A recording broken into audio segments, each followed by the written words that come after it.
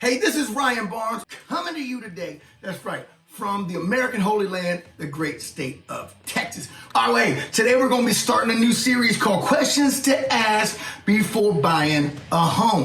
All right, here's what I've noticed. Now that I've been doing this for a little while, I've noticed that either a lot of people don't ask the questions, a lot of people assume that they know the answers to the questions, or they're asking for advice on home ownership to people that are not qualified. It's like asking somebody for financial advice that's freaking broke. Somebody asking about diet that's fat. Asking about different contour lines and painting to asking like Helen Keller or somebody. They don't know. She can't. She's blind. She's blind. She can't. All right, anyway. First question. Should you buy or should you rent or should you continue to rent? Some people will tell you that, hey, don't ever rent. All you're doing is throwing your money away. That's never a good idea. That's not true. Sometimes, absolutely, it's good to rent. For example, if you are going to be not staying, if you're going to be staying in a location for a short period of time, if you don't know how long you're going to be staying in a location, all right? Renting's a great idea. If you don't want to settle down, don't want to take on the responsibilities of home ownership. Like if the water heater breaks and you don't want to replace it. If the roof blows off and you don't want to replace that. Hey, let the landlord do it, okay? That's fine. If you don't want to be doing that kind of stuff, renting's good for you. Some people say, all you're doing is throwing that rent away. You'll never see it again. Now that's true. That rent money that you're spending, you will never see it again. It's gone, all right? Couple things also to remember though. When you are renting, it ain't yours. So look, if you see Jimmy and Jamie down there who put in a brand new patio and you want to put in a patio in a home that you're renting, you ain't gonna do it. It ain't yours. You gotta ask the landlord and they're gonna tell you no. Oh, you know what, man, it's so hot here in Texas. Man, we're tired of going to the community pool. Man, let's go ahead and put a pool in the backyard. You can't. It's not yours. You don't own it. You can ask the landlord, they're gonna tell you no.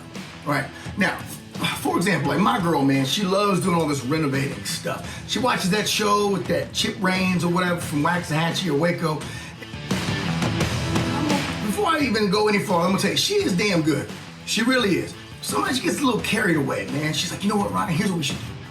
Let's turn the garage into like a planetarium. All right, let's do that. Or you know what, let's rip up all the carpet and let's put in like Peruvian red Himalayan snow leopard fur down instead. If you're renting the place, you can't do that. You don't own it. It ain't yours. You can ask the landlord if they're gonna tell you no. All right. Now, when is it good to buy? If you know that this is where you're gonna be for a while. If you wanna be settling down, okay, great idea. If you are tired of throwing the money away in rent and you wanna start investing that, because look, what your house is worth now, 10, 20, 30 years from now, is gonna be worth a whole lot more. When you do sell that house, you take that money, bam, you apply it to a brand new home. It is a great investment to make, no doubt about it. When you do that, and Jimmy and Jamie, they're putting in a patio, and you wanna put in that patio back there, go for it. It's yours, you own it. You don't have to ask anybody, okay? Put in the patio. You wanna put in the pool? Put in the pool. You wanna put in the ping pong arena? Do that too, all right? Make the planetarium out of the garage. Whatever it is that you want to do, you own it, it's yours, you can't. All right, next question. Should you talk to a bank or a lender before purchasing a home? The answer is yes. Absolutely. You want to be pre-approved before you go looking at houses, okay? Here's the deal. You want to know exactly what you can afford and what you can. When you are pre-approved, there's no, for $200,000, there's no need to be going out looking for a $350,000 house you can't afford. You're wasting everybody's time, including your own, right? So know exactly what you can afford and what you can't by talking to a lender and making sure that you get that pre-approved letter. What that also does is that puts you at the top of the priority list when it comes to being a buyer. Because hey, when you're buying, you want that perfect house. But when you're also in the perspective of the seller, you want the perfect buyer.